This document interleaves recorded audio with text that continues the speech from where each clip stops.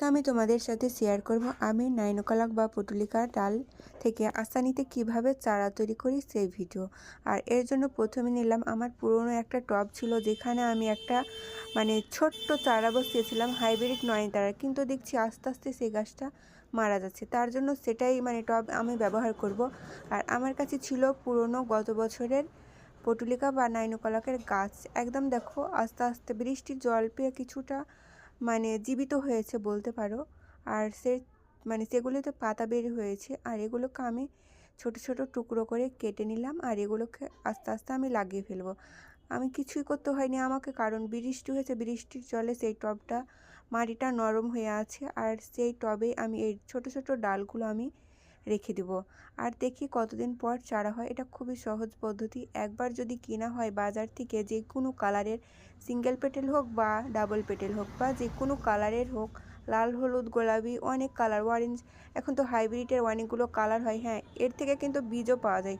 আমি সেই বীজ গত বছর সংগ্রহ করে রেখেছিলাম, কিন্তু এখন খুঁজে পাচ্ছিলাম না। তার জন্য আমি ভাবলাম কি এই পুরনো গাছ থেকে কিভাবে চারা তৈরি করা যায়, তার জন্য এটা করলাম। আমি বারবার চেষ্টা করি আমার কাছে যেগুলো গাছ থাকে সেগুলো থেকে অনেক চারা তৈরি করার। তার জন্য নিয়েছিলাম এই পুদিনা গাছ। আর পুদিনা গাছ আমার কাছে একটাই ছিল, সেগুলো যখন একটু ঝাঁকড়া হচ্ছে তখন আমি ছোটো ছোটো করে টুকরো করে কেটে নিই, তারপরে যেখানে লাগিয়ে ফেলি। আর এখানে দেখছি আমি একটা গাঁদা গাছের গাছ লাগিয়েছিলাম, সেটা দেখছি আস্তে আস্তে মারা যাচ্ছে। কারণ মারা যাওয়ার কিছু নয়, সিজন পার হয়ে গেছে ফুলের, তার জন্য গাছটা মারা গেছে। আর এখানে একটা লাগা আছে অ্যালোভেরার গাছ, আমি ভাবলাম কি এই টবের মধ্যেই লাগিয়ে ফেলি।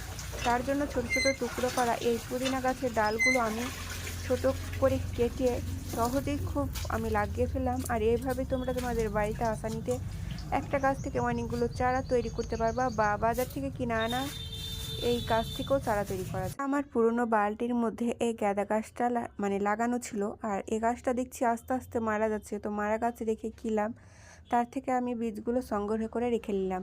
তারপরে যখন আমি তুলছিলাম, তো এই লেবু গাছটা উঠে গেছিলো, তার জন্য আমি লাগিয়ে ফেললাম। আর এই যে দেখো টবের মধ্যে কতটা সুন্দরভাবে হয়ে আছে।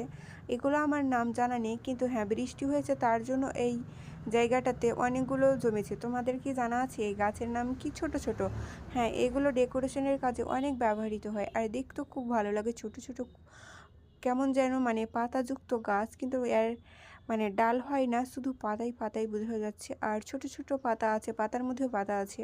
আর এর আমার জানা নেই নাম। আর এখানে আমি অনেকগুলো বীজ ফেলেছিলাম, হাইব্রিড নয় তার, কিন্তু জানি না তার বদলে কোন গাছ বেরিয়েছে। এই যে লাল লাল গাছ, হয়তো আমি চিনতে পারছি না, বুঝতে পারছি না কি এর নাম কি। আর অনেকগুলো এখানে চারা আমি তৈরি করি। তোমাদের জানা আছে এটা কোন গাছ?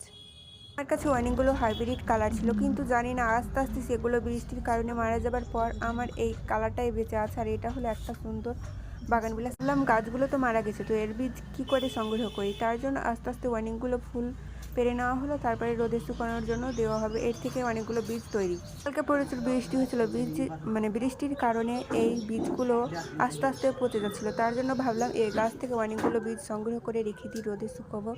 তারপরে শুকানোর পর সেই বীজ আবারও সংগ্রহ করে আমি আগামী বছর আসতে বছর আবারও লাগাতে পারবো এর বীজ থেকে।